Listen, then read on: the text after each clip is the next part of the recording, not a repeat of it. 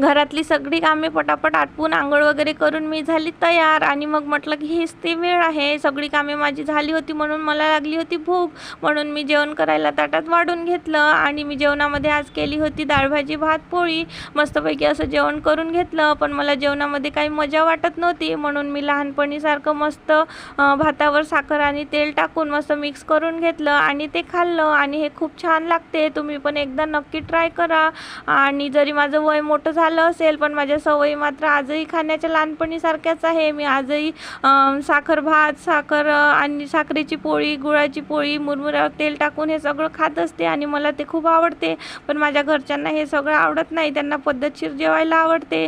जेवण करून मग मी म्हटलं की 6 तारखेला पेपर आहे तर अभ्यास करावं, पण जेवण केल्याबरोबर मी अभ्यासाला बसली होती म्हणून मला झोपेच्या डुलक्या येत होत्या. तर म्हटलं आधी एक झोप घेऊन घ्यावं, नंतर अभ्यासाचं पाहू, कारण ही झोप अभ्यास करू देणार नाही. म्हणून